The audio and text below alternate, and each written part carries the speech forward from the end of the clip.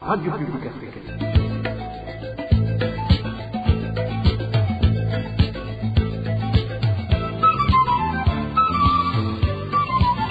Radio Publique Africaine.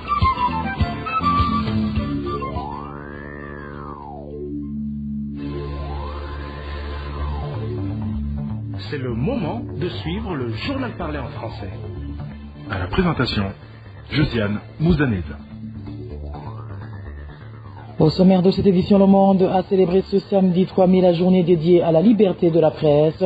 Une journée qui trouve les journalistes burundais dans une impasse, car muselés sans toutefois être totalement interdits d'exercer, une situation qui va de l'intimidation à l'emprisonnement en passant par la censure.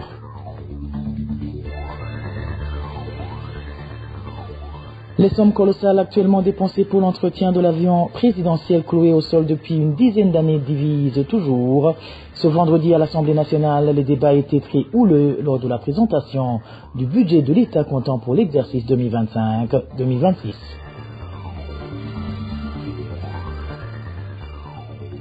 La vision 2040-2060 du gouvernement risque de ne jamais se réaliser à voir l'inflation qui ne cesse de croître d'une manière exponentielle. Vous suivrez dans ce journal l'analyse de l'économiste Faustin Ndikumana, patron de la PARSEM. Voilà pour les grandes articulations. Bien le bonsoir chez vous mesdames et messieurs.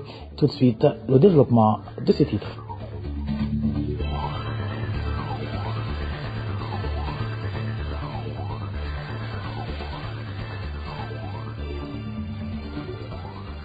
Rebonsoir. Ouvrons ce journal par la page réfugiés où les Burundais exilés au Rwanda ont commémoré le 28e anniversaire de l'assassinat de 40 élèves du petit séminaire Saint-Paul de Buta, situé en commune Kilemba en province Bururi, tués sauvagement par des rebelles du CNDD devenu aujourd'hui le parti CNDD-FDD. C'était en date du 30 avril 1997. Ces 40 séminaristes ont refusé de se séparer selon leur ethnie comme les rebelles le leur avaient ordonné. Ils ont préféré mourir ensemble, ce qui leur a d'ailleurs valu l'appellation de martyrs de la fraternité. Nous reviendrons dans nos éditions de demain sur cette commémoration. Je vous le disais en titre, le monde entier a célébré ce 3 mai 2025 la journée internationale de la liberté et de la presse. Au Burundi, cette journée a été célébrée à la Maison de la Presse. Lors d'un atelier organisé à cette occasion, la présidente de la dite institution, Mireille Kanyange, a dénoncé avec fermeté les violences et actes d'intimidation récemment subis par deux journalistes. Elle a lancé un appel aux autorités leur demandant d'agir sans délai lorsqu'elles sont saisies dans de tels cas. Suivez. Nous saisissons cette occasion pour condamner fermement les actes de violence commis récemment à l'endroit de notre confrère Willy Kwizera de la radio Bonesha FM alors qu'il exerçait son métier au sein de l'Université du Burundi. Une semaine avant, les mêmes faits s'étaient produits également à Kinama où les journalistes Ahmad Massoudi Mugiraneza de la radio Nderagakura et Willy Kwizera de la radio Bonesha FM avaient été arrêtés injustement alors qu'ils couvraient en sit-in de la population qui réclamait leurs épargnes déposées dans une microfinance. Pour tous les cas de violence visant les journalistes dans l'exercice de leur métier, nous appelons les autorités publiques en général, le Conseil national de la communication, le CNC en particulier, de réagir rapidement dès que l'alerte est lancée afin d'assurer une protection rapide et efficace. De son côté, Espérance Baïzeye, présidente du Conseil national de la communication CNC en sigle, appelle les responsables des organes de presse à respecter la législation encadrant le métier de journalisme. Il a notamment insisté sur l'obligation de leur accorder des contrats de travail conformes à la loi.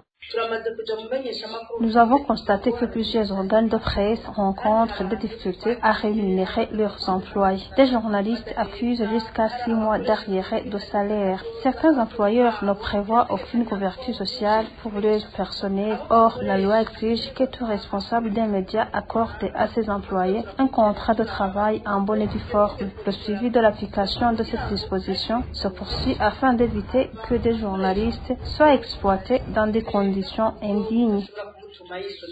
Le thème retenu cette année pour la Journée mondiale de la liberté de la presse porte sur l'impact de l'intelligence artificielle sur la liberté de la presse et les médias. Du côté des journalistes prestants au Burundi, ils font savoir que la liberté de la presse semble inexistante au Burundi. Pour certains, cette liberté a fortement été fragilisée depuis 2015, ce qui a engendré de mauvaises conséquences sur le journalisme. L'un de ces journalistes qui s'est exprimé sur nos micros explique qu'il existe actuellement des sujets qu'ils n'osent pas traiter pour des raisons de leur sécurité. Suivez.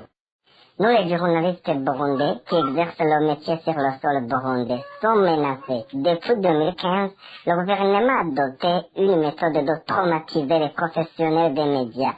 Imaginez, il y a des sujets intraitables actuellement, notamment les sujets concernant la sécurité, les malversations économiques. Prenons l'exemple des cas des soldats burundais envoyés en République démocratique du Congo. Nous constatons que le gouvernement veut nous cacher quelque chose, surtout pour ceux qui sont tombés sur le champ de bataille. Il y a aussi les questions concernant le commerce illicite. Vous avez entendu le commerce des minéraux. Même le président a déploré qu'il y a beaucoup de fraudes. Mais qui sont ces fraudeurs? Est-ce qu'il y a un média quelconque qui peut traiter ou qui peut faire des investigations? Impossible. La situation alors continue à s'aggraver de jour au jour. Cela montre que les médias burundais sont en menace. À cela s'ajoute le manque de solidarité entre les journalistes. On a torturé l'un d'entre nous et nous ne pouvons faire une synergie des médias au silence radio. Nous subissons toujours des menaces des autorités, des injures graves, mais personne ne peut réagir de peur d'être tué ou porté disparu.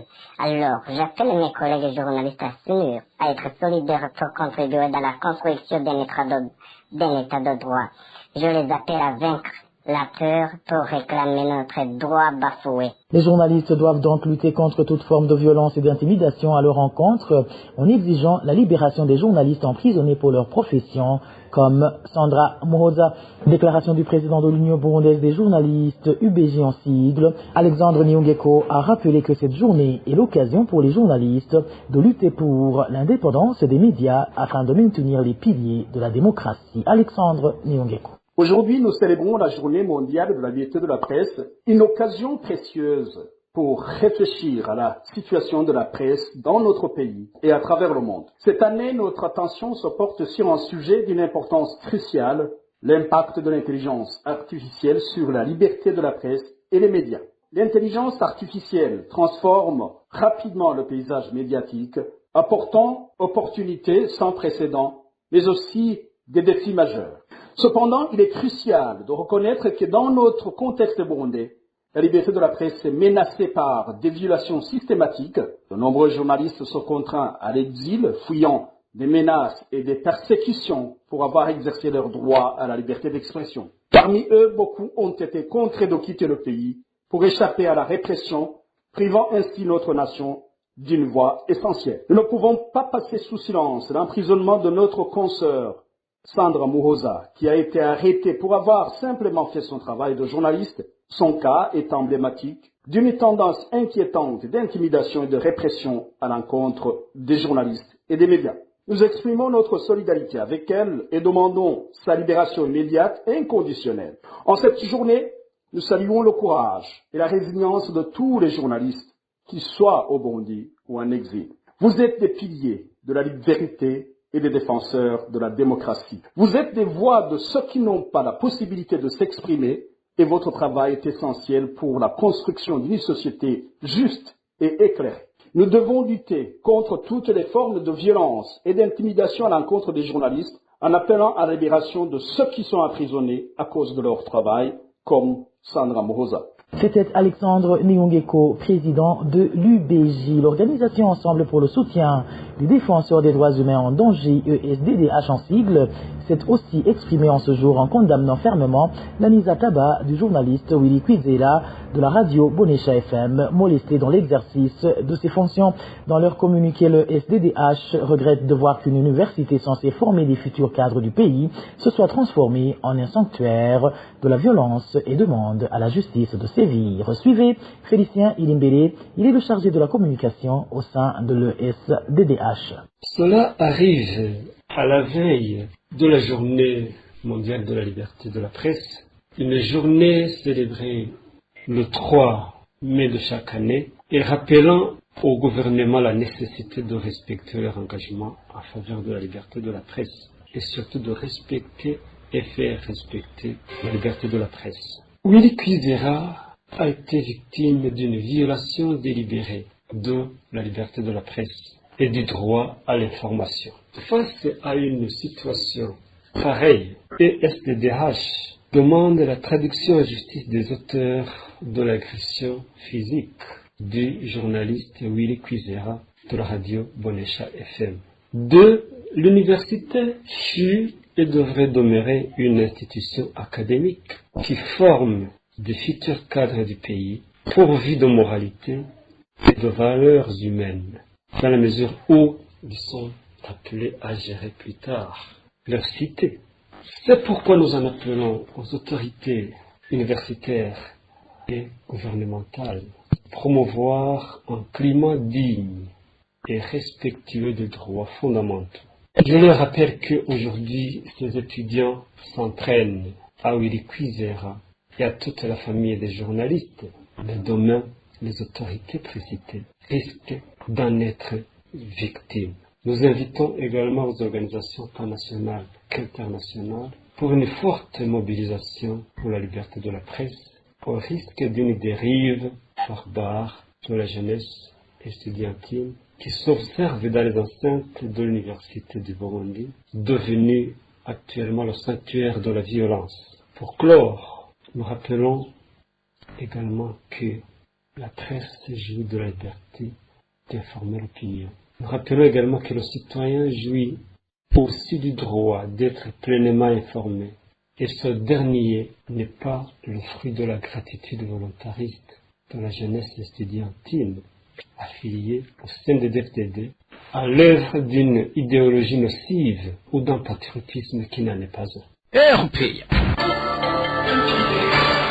Le ministre des Finances, Nestor Naonouye, a présenté ce vendredi devant l'Assemblée nationale le projet de loi relatif au budget de l'État pour l'exercice 2025-2026. Les députés ont exprimé leurs préoccupations quant à l'augmentation des crédits alloués aux documents de voyage ainsi qu'aux dépenses continues liées à l'entretien de l'avion présidentiel, alors que celle-ci demeure hors service. David-Claude Mananayo nous en dit plus. Le ministre des Finances Nestor Naonouye a annoncé ce vendredi une révision à la hausse du coût des documents de voyage alors qu'il était l'invité à l'Assemblée nationale pour présenter le projet de loi des finances pour l'exercice budgétaire 2025-2026. À cette occasion, le député Pascal Gikeke a demandé quelles étaient les raisons ayant motivé cette augmentation des frais exigés pour l'obtention des documents de voyage. La hausse envisagée des frais liés à l'obtention des documents de voyage tels que le passeport s'explique-t-elle par l'inflation que connaît actuellement notre pays? À ce sujet, le ministre Naonouye a expliqué que les recettes issues de la délivrance des documents de voyage contribuent au financement du budget national. Il a ajouté que les demandeurs de ces documents sont en général des personnes disposant de moyens suffisants. En matière de fiscalité, il est de coutume d'adopter une approche solidaire où les citoyens disposant de revenus élevés contribuent davantage afin de soutenir ces revenus modestes et de permettre la réalisation d'infrastructures collectives. Par ailleurs, les personnes qui sollicitent ces documents de voyage ne sont généralement pas en situation de précarité. Elles le font dans le but de se rendre à l'étranger pour y mener des activités susceptibles d'améliorer les conditions de vie de leurs familles. S'agissant par ailleurs des plus de 337 millions de francs prévus pour l'entretien de l'avion du Burundi, alors même que celui-ci n'est pas opérationnel, le ministre a indiqué que cette dépense est conforme aux engagements pris dans le cadre des accords internationaux. Comme nous l'avons souligné précédemment, les normes internationales exigent que tous les aéronefs fassent régulièrement l'objet d'opérations de maintenance afin de garantir le respect des dites réglementations. Lors d'une émission des porte-parole des institutions publiques organisée à la fin du mois de mars, Rosine Gatoni, porte-parole du président de la République, avait annoncé la mise en place d'une commission chargée d'étudier l'avenir de l'avion soit procéder à sa réparation définitive ou soit envisager sa vente si les coûts de remise en état s'avéraient plus élevés que sa valeur marchande. David Claude Mbananayo, la période de distribution de cartes d'électeurs a été reportée pour le 12 mai jusqu'au 14 mai. Le président de la Commission nationale indépendante l'a annoncé ce vendredi lors d'une rencontre avec les représentants des partis politiques et les indépendants qui se présenteront aux prochaines élections. Prosper Naogwamiye a expliqué que cette période a été décalée à cause du lancement de la campagne électorale prévue en date du 9 courant suivi.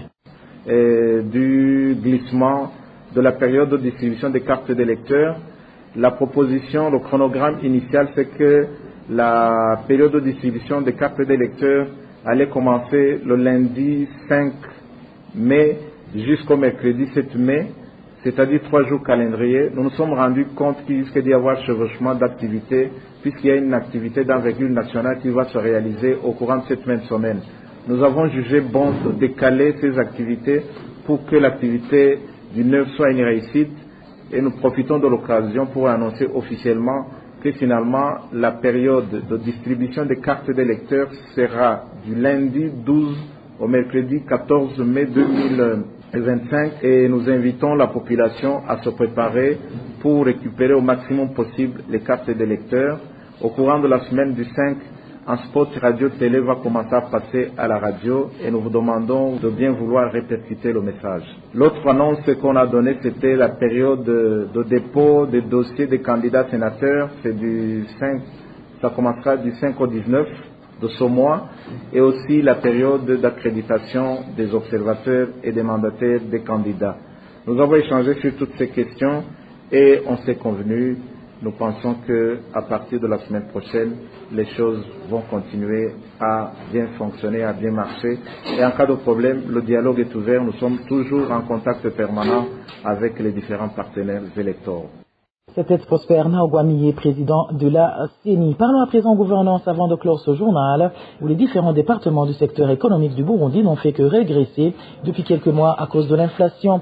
C'est du moins l'analyse de l'organisation Parole et Action pour le réveil des consciences et l'évolution des mentalités par ses sigles. Selon Faustin Ndikumana, président de cette organisation, l'augmentation des prix s'observe toujours avec la carence des prix et marchandises les plus sollicitées, ce qui fait que la vision du gouvernement selon laquelle le Burundi sera un pays développé et émergent en 2040 et 2060 risque de ne jamais se réaliser si rien ne change sur la situation actuelle. Suivez. Le Burundi s'est doté d'une vision 2040-2060 pour orienter le Burundi vers une trajectoire d'émergence. Parsem alors s'est donné comme mission de faire le monitoring régulier de la situation économique et de gouvernance pour voir si réellement le gouvernement est en train de prendre des mesures concrètes, des solutions idoines aux défis auxquels le Burundi est confronté. L'analyse d'aujourd'hui tient du rapport, donc tient sur la situation économique et de gouvernance à partir du mois de janvier jusqu'au mois d'avril. Au niveau économique, premièrement, la persistance de l'inflation. L'inflation a environ 40, selon les données qui viennent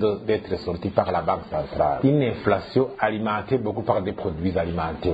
La grande part de l'inflation est influencée par les produits alimentaires, des produits vitaux donc. Nous avons un déficit de la balance commerciale toujours persistant, mais avec de nouveaux éléments. La compression des importations qui augure un manque de moyens pour importer. 2. La stagnation des exportations. Sinon le recul. Si on voit l'exportation du café, les difficultés à encourir au niveau de l'exportation du café, la traçabilité des recettes d'exportation des minéraux, en l'occurrence de l'or et autres, on voit que ce secteur souffre. Le secteur des exportations burundi n'a pas encore fait des effets positifs et palpables. Troisièmement, la présence de la rareté des devises, la dualité des taux de change actuels, un élément nocif à l'économie. Et là où le bas blesse, c'est que les mesures que vient de prendre la Banque centrale, notamment l'exigence de la rétrocession par les banques commerciales à la BRB de toutes les devises reçues de la part des ONG internationales et locales et autres, et les devises de courant de l'exportation du café, sont des mesures de recul qui risqueront d'empirer la situation. L'endettement, 52% du produit intérieur brut. Alors qu'au niveau du budget, si on analyse la publication de la révision budgétaire au mois de mars, on constate qu'il y a une réduction des dépenses d'investissement. Alors c'est contradictoire. Quand l'endettement augmente, alors que les dépenses d'investissement diminuent revenus, c'est un problème. On s'endette pour le fonctionnement. Où est-ce qu'on va en arriver? La crise de l'énergie, la présidence et du manque de carburant s'est empirée. Ces 4 premiers mois, la réalité du carburant a eu des effets beaucoup plus néfastes par rapport au mois précédent de la fin de 2024. Les coupures intempestives de l'électricité. Annuler l'environnement des affaires en revenant sur l'évaluation régulière des critères de doing business. Renforcer le partenariat avec les bailleurs de fonds, les investisseurs. Élaborer ce document de vision dont j'ai parlé, un document qui montre comment on va arriver aux objectifs de la vision 2040-2060 pour ne pas transformer cette vision en un simple slogan.